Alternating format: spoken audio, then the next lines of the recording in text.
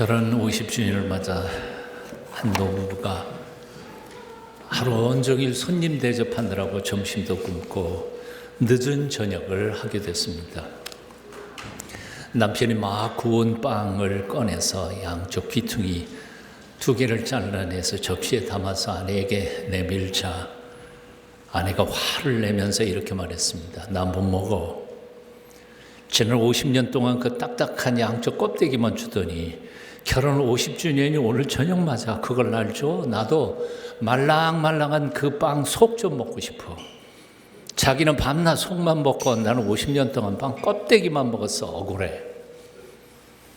남편이 갑자기 당황해서 이렇게 말했습니다. 양쪽 껍데기가 비록 딱딱하기는 해도 빵 중에서 제일 고소한 부분이야. 나 어렸을 때 어머니는 빵을 구우면 언제나 그 양쪽 뒤구퉁이는 내게 주셨지.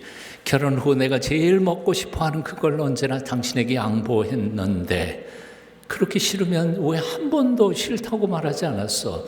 난 당신도 좋아하는 줄 알았는데. 한평생 50년 동안 남편이 딱딱한 빵 껍데기만 줬다고 억울해하면서 살았던 그 아내가 행복했을까요?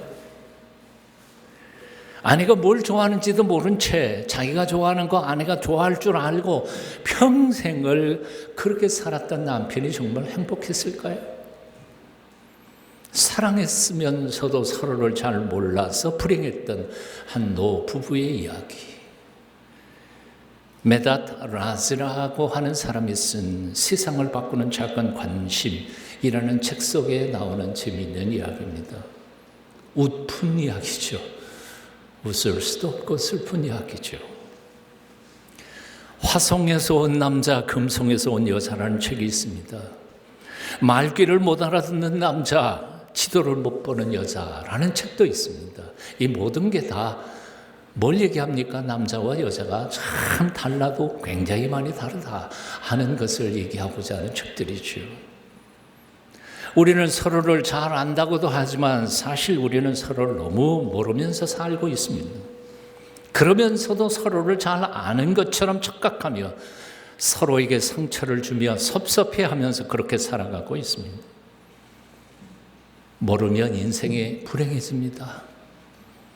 알면 인생이 행복해집니다. 진리입니다. 우리는 서로 알기 위해 노력해야 합니다. 남편도 아내도 서로를 더 잘 알기 위해 노력해야만 합니다. 난 당신 다 알아. 그런 소리 하지 마십시오. 아내들이요 남편을 다 안다고 착각하지 마세요. 요즘 남편들이 얼마나 힘든지 정말 알고 있어요? 대답을 못 하시네요. 남편들이요 아내를 다 안다고 함부로 말하지 마세요. 요즘 여러분들의 아내들의 마음속 깊은 아픔을 여러분 짐작이나 할 수 있느냐 그 말입니다.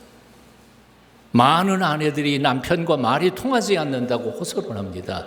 많은 남편들이 아내들이 자기 속 마음 못 알아준다고 밖으로 나돌다가 그 답답한 마음을 아내가 아니라 자기 술 친구들에게 털어놓고는 있습니다.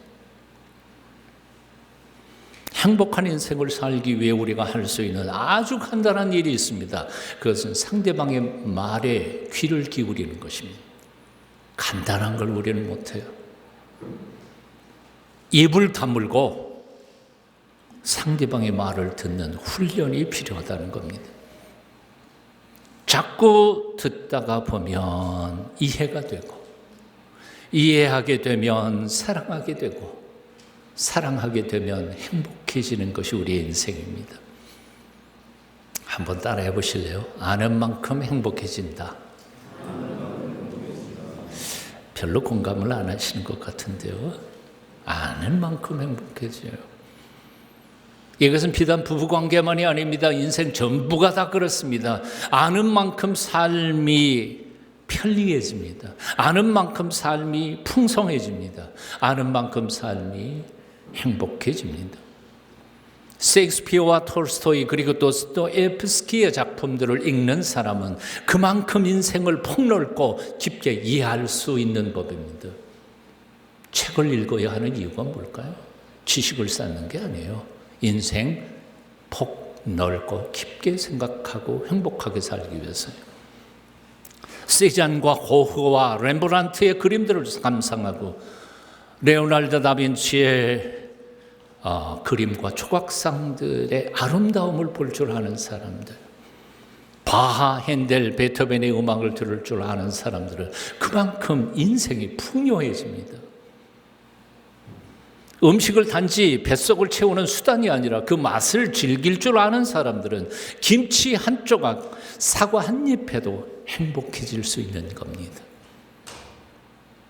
하다못해 집에 있는 조그만 전기 제품도 그 원리를 이해할 수 없는 사람은 충분히 100% 활용하지 못합니다.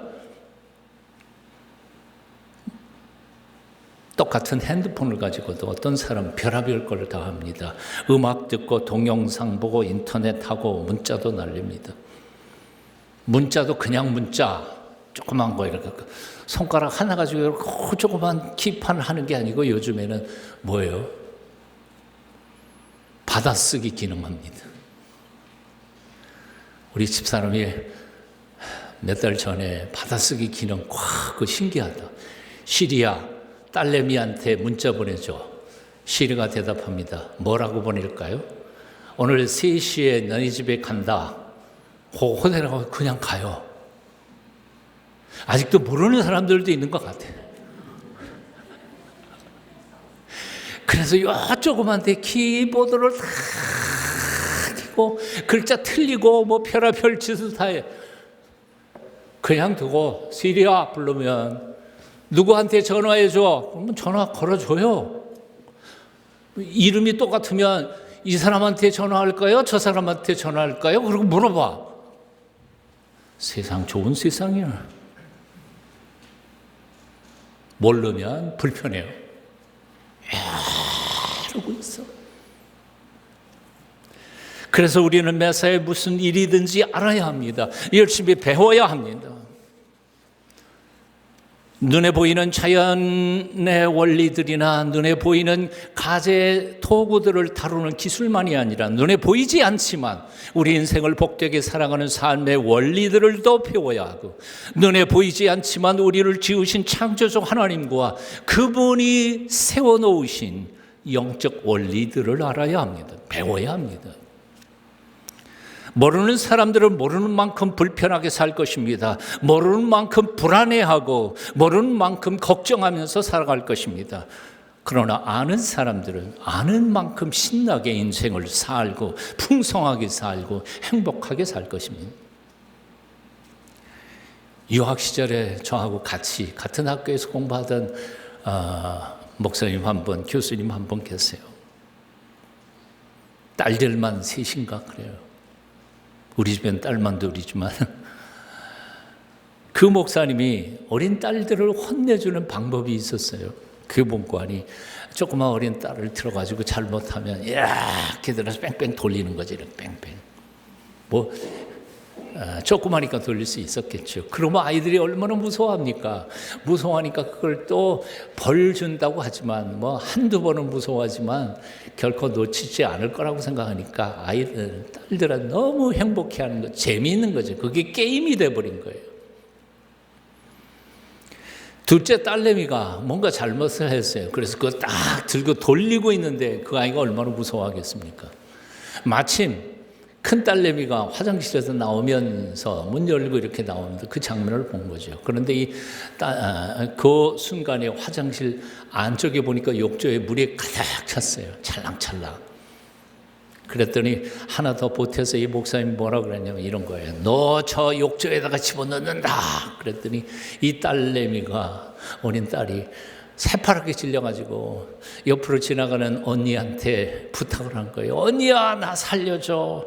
아빠가 나 욕조에다가 집어던질라 그래. 그랬더니 큰 딸내미가 지나가다가 쳐다보지도 않고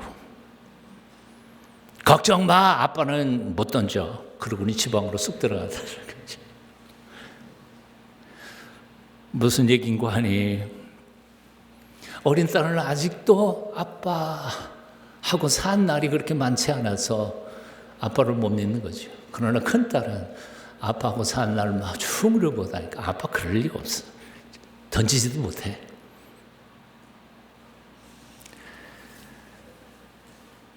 아빠에 대한 믿음, 그 믿음이 아빠의 협박에 대한 두려움을 없애버린 것이었습니다.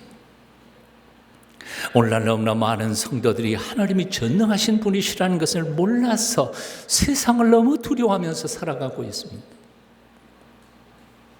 알면서도 믿지 못해서 두려워하면서 살고 있습니다. 오늘날 너무나 많은 성도들이 하나님이 얼마나 부유하신 분이신지 몰라서 무엇을 먹을까, 무엇을 입을까, 무엇을 마실까 염려하고 걱정하면서 살아가고 있습니다. 오늘날 많은 성도들이 하나님이 얼마나 우리를 사랑하시는지를 잘 몰라서 믿지 못해서 그 하나님을 무서워하고 두려워하면서 살아가고 있습니다. 하나님이 하늘과 땅을 창조하신 전능하신 하나님이심을 믿으십니까? 그 하나님이 우리를 지키기에는 전혀 부족함이 없는 전능하신 능력의 왕이신 것을 또한 믿으십니까? 주님께서 이렇게 말씀하셨어요. 너희는 마음에 근심하지 말라. 하나님을 믿으니 또 나를 믿으라. 우리 하나님이 하늘과 땅의 주인이심을 믿습니까? 그 하나님은 우리의 모든 필요를 온전히 채워주실 수 있는 분이심을 또한 믿습니까? 사도 바울은 이렇게 외쳤습니다. 너희 하나님의 영광 가운데 그 풍성한 대로 너희 모든 쓸 것을 채우시리라. 너희 모든 쓸 것을 채우시리라. 우리 주님도 당부하셨습니다. 너희는 무엇을 먹을까, 무엇을 입을까, 무엇을 마실까 염려하지 말라. 하늘에 계신 너희 아버지께서 다 아시느니라. 다 아시느니라. 다 아신다는 게 뭐예요? 알고만 계시는 거예요? 아니요. 채워주신다는 약속이에요. 하나밖에 없는 아들까지도 우리 위해 기꺼이 내어주신 하늘아버지께서 성경 곳곳에서 우리에게 약속하시고 말씀하십니다. 내가 너를 어찌 잊겠느냐? 혹시 너를 낳는 어미가 너를 잊을지라도 나는 너를 잊지 않으리라. 내가 너를 사랑하노라. 내가 너를 결코 떠나지 아니하리라. 하나님을 아는 만큼 풍성하게 살 것입니다. 하나님을 아는 만큼 담대하게 살 것입니다. 하나님을 아는 만큼 근심 걱정 없이 평안하게 살 것입니다. 오늘 아침 본문에서 하나님은 탄식하십니다. 내 백성이 지식이 없음으로 망하는도다. 내가 지식을 버렸으니 나도 너를 버려 내 제사장이 되지 못하게 할 것이요 내가 내 하나님의 율법을 잊었으니 나도 내 자녀들을 잊어버리리라. 와, 무서운 경고입니다. 무서운 경고입니다. 인생들이 왜 망합니까? 창조주 하나님에 대한 지식이 없어서 망합니다. 피조물인 인생들이 창조주이신 하나님을 잊어버렸으니까 창조주 하나님도 나도 너희들 잘 모르겠다 잊어버리신다는 얘기예요. 꼭 그러겠다는 게 아니라 경고하고 계시는 거죠. 복된 삶을 살기를 원하십니까? 참으로 행복하게 한 번밖에 못 사는 삶을 살기를 원하십니까? 우리 인생의 주인이신 그 하나님을 똑바로 온전히 알기를 노력하시기를 바랍니다. 오늘 본문 호세아 6장 1절부터 3절까지 말씀 이렇습니다. 오라 우리가 여호와께로 돌아가자. 여호와께서 우리를 찢으셨으나 도로 낫게 하실 것이요 우리를 치셨으나 싸매어 주실 것임이라. 여호와께서 이틀 후에 우리를 살리시며 제3일에 우리를 일으키시리니 우리가 그 앞에서 살리라. 같이 한번 읽으실까요? 그러므로 시작. 그러므로 우리가 여호와를 알자. 힘써 여호와를 알자. 그러므로 우리가 여호와를 알자. 힘써 여호와를 알자. 위대한 군사 지도자였던 오마르 브래들리라고 하는 장군이 이런 글을 썼습니다. 저는 이 글을 읽으면서 너무너무 공감했어요. 이 시대의 과학 지식은 우리가 이미 통제할 능력을 넘어섰다. 그렇죠. 4차 산업혁명에 등장하고 있는 6가지, 7가지의 아주 기본적인 기술조차도 우리는 통제할 수가 없게 되어버렸습니다. 그 중에 가장 큰 게 바로 AI이고 유전자 조작 기술이고 등등인데요. 아무도 통제 못할 겁니다. 우리는 너무나 많은 과학자들을 가졌지만 그에 비해 너무 적은 영적 지도자들을 가졌다. 세계는 지혜 없는 총명, 양심 없는 권력을 이루었다. 우리는 핵거인의 세계와 윤리적 젖먹이의 세계에 살고 있다. 우리는 평화에 대해 하는 것보다 전쟁에 대해, 살리는 일보다 죽이는 일에 대해 더 많은 것을 알고 있다. 심각한 오늘 이 시대의 문명의 위기를 소개하고 있습니다. 한마디로 말해서 과학기술은 대학원 수준인데 그것을 통제하고 운영하는 사람들의 윤리 도덕적 수준은 유치원생도 못 된다는 거예요. 오늘날 사람들은 살리는 일보다는 죽이는 일에 더 열심인 것 같아요. 함께 사는 것보다는 같이 죽자는 데 더 열심인 것 같아요.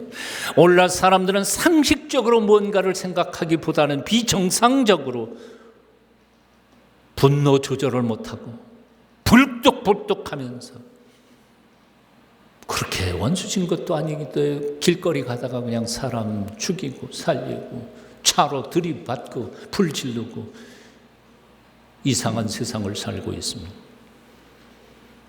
오늘날 이 시대의 위기는 핵무기, 금융대란, 군사적 도발, 정치적 후진성이 아닙니다. 진짜 위기는 도덕적 파산, 영적 피폐입니다. 과학적인 지식 몇 가지, 사회적인 이데올로기들은 극단적인 대립만을 만들어내고 있습니다. 우리가 직면한 인류 문명의 위기를 그것들은 해결할 수가 없습니다. 오직 건강한 영성만이 세상을 구원할 수 있습니다. 그래서 사람들은 이 시대를 영성의 시대라고 말합니다. 영성적 지혜를 가진 자만이 문명의 위기를 극복할 수 있게 될 겁니다.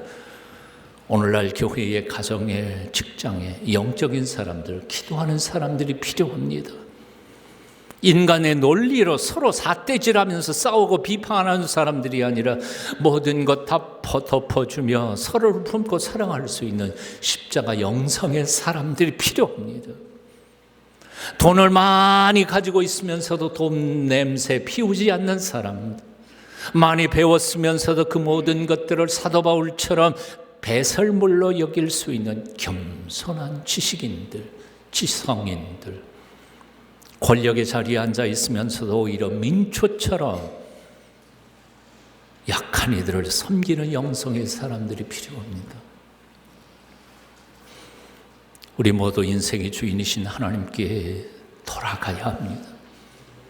선지자 호세아의 호소처럼 여호와 하나님이 어떤 분이신지, 피조물인 우리들이 어떻게 살아가기를 원하시는지 우리를 향하신 하나님의 마음과 뜻을 배워야 합니다. 그러기 위해 순간마다 겸손히 하나님 아버지 앞에 엎드려 도우심을 구해야 합니다. 온갖 잡소리, 헛소리, 어리석은 인간의 잔꾀로 들끓고 있는 우리의 머리와 마음을 비워버리고 오늘도 세미하게 들려주시는 주님의 음성 듣기를 훈련해야 합니다. 신문보다, TV보다, 유튜브보다 성경을 더 많이 읽어야 합니다.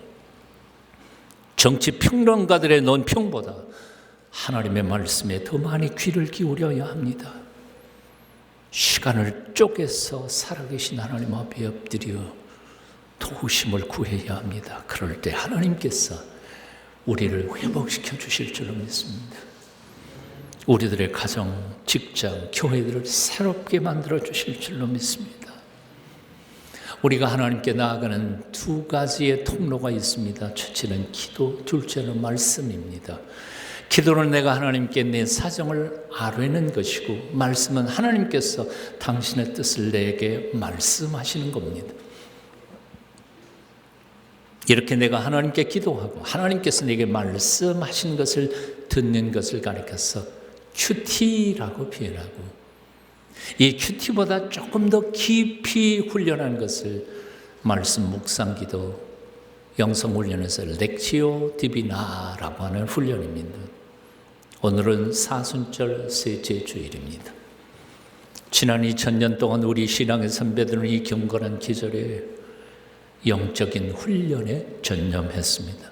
육신의 욕망을 절제하고 마음의 눈을 열어 우리 위해 고난받으신 예수님을 바라보며 훈련을 했고, 그동안 세상 것에만 매여 살던 삶을 청산하고 마음의 눈을 열어 하나님을 바라보고 내 옆에 있는 형제 자매들을 다시 한번 돌아보고 하나님이 지어주신 아름다운 세상 속에서 삶이 무엇인지, 죽는 것은 또 무엇인지, 한 번밖에 못 사는 삶을 정말 어떻게 살아가야 할 것인지 나의 삶의 좌표를 다시 재조정하며 묵상하는 절기로 이 40일을 보냈습니다. 사랑하는 여러분, 이 복된 계절을 게으름과 무지로 보내지 않기를 바랍니다. 큐티와 말씀 묵상 기도를 하면서 주님의 말씀을 붙잡고 매 순간 우리를 기다리시는 하나님 앞으로 나아가 기도하실 수 있기를 바랍니다. 그 하나님이 우리를 도와주실 것입니다. 이 아름다운 사순절 계절에 여러분의 영성이 새로워지기를, 여러분의 기도가 깊어지기를, 말씀을 이해하는 생각이 깊어지고, 그래서 살아계신 주 예수님과 새로운 사랑에 빠지실 길을, 그래서 나 때문에 세상이 조금이라도 밝아지고 따뜻한 세상이 되기를 축원합니다. 기도하겠습니다. 십자가에서 만민의 죄를 짊어지고 죽으신 주 예수님, 주님을 온전히 더 알기를 원합니다. 말씀을 아는 만큼 온전히 살기를 원합니다. 주님의 마음을 품고 모든 이들을 사랑하기를 원합니다. 그 사랑이 이 땅에 차고도 넘쳐서 이 땅의 증오심과 미움들이 녹아지기를 원합니다. 싸워서가 아니라 사랑해서 모두가 행복해지는 삶 배우기를 원합니다. 예수님의 이름으로 기도합니다. 아멘.